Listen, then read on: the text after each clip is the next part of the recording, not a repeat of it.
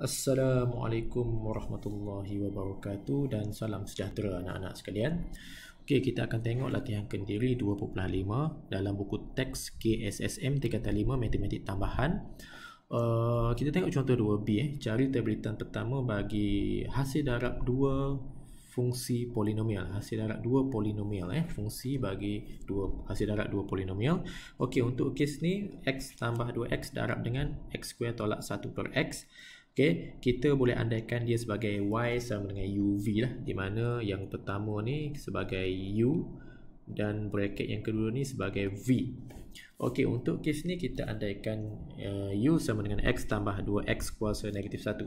Okey, untuk pengetahuan bagaimana dapat x kuasa negatif 1 ni, okey, saya jadikan 2 per x ni sebagai 2 darab dengan x kuasa negatif 1. Naikkan x ni ke atas, dia akan jadi negatif 1 lah, kuasa dia negatif 1. Ok, so kita akan bezakan u terhadap x, maka anak-anak akan dapat, kita bezakan satu persatu x ni kalau kita bezakan dapat 1.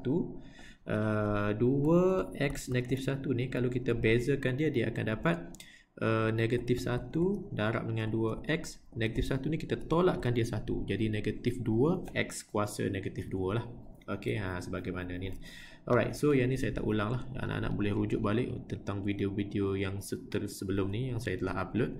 Alright, so untuk u kita dah settle, dapat dia punya terbitan pertama untuk u, du dx. Kemudian kita let v sama juga x square tolak x kuasa negatif 1. 1 per x ni saya naikkan x ke atas, dia akan jadi tolak dengan x kuasa negatif 1. And then kita bezakan v terhadap x ataupun dv over dx kan. Okey, kita bezakan satu-satu. Yang ni kita akan dapat 2x. Yang ni kita akan dapat negatif 1 darab negatif 1 akan jadi positif. Positif x kuasa negatif 2 sebab kita kurangkan 1 dia.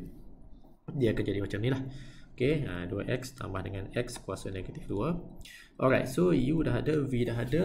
Terbitan pertama untuk u dan v pun dah ada. Jadi kita akan menggunakan formula lah. Okey, so formula dia bezakan hasil darab 2 polinomial uv. Kita akan guna formula ni lah. Okey, so kita akan ikut je.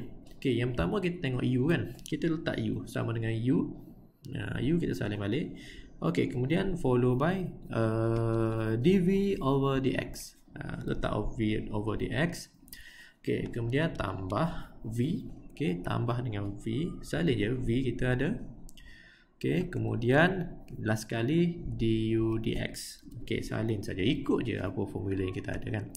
Okey, so once kita dah isi ikut formula u over uv tu, kita simplify. Okey, untuk simplify case ni kita tengok dia pecahan kan. Setiap bracket tu dia ada hasil tambah. Okay, jadi kita nak kena simplify dia, kita kena jadikan single fraction, pecahan tunggal. So yang ni per 1 kita kena samakan denominator dia, yang ni pun per 1 kita akan samakan dengan denominator dia. Okay, yang ni per 1, yang ni per 1 kan.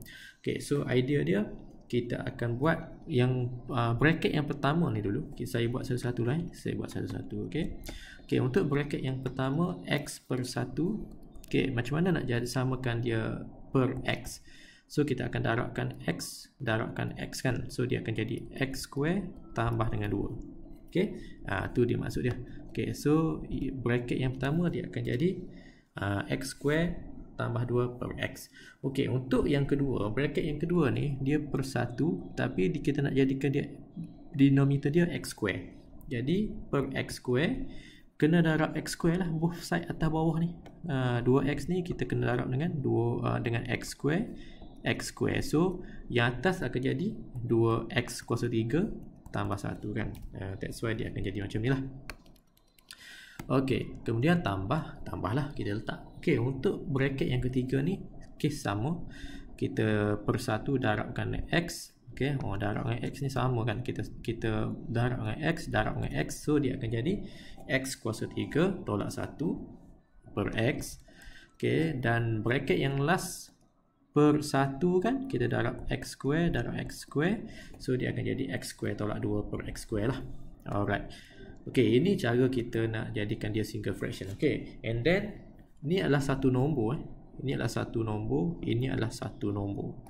So setiap nombor yang saya kotakkan ni, denominator dia kita boleh combine, dia akan jadi x kuasa 3, yang ni pun akan jadi x kuasa 3 kan. Ok, That's why dia akan jadi macam ni lah. Okay, X kuasa 3. Memandangkan denominator dia, pembahagi dia dah sama, jadi kita boleh expand lah. Okay, kita boleh expand yang bracket kat atas ni. Okay, saya tunjuk satu-satu. Okay, untuk nombor yang pertama ni, saya akan expand macam ni. Okay, dan yang ni pun kita expand. So, dia akan dapatlah 2X kuasa 5 tambah X square tambah 4X sampai nombor 2 ni. Okay, alright. Itu yang pertama kita dapat. Okay, kemudian kedua, kita expand yang X kuasa 3 yang ni pula. Okay, expand yang ni. Negatif 1 ni, jangan lupa negatif 1. Expand, dapat negatif X square. Negatif 1 dengan negatif 2 akan jadi positif 2 kan. Okay, so dia akan dapat yang ni. Okay, alright. So, lepas kita expand, okay, saya padam balik lepas kita expand, kita simplify lah. Okay, kita simplify, maknanya yang mana like term 2x kuasa 5 ada kuasa 5. Okay, tengok kat sini 2x kuasa 5 dengan x kuasa 5, dia akan jadi 3x kuasa 5.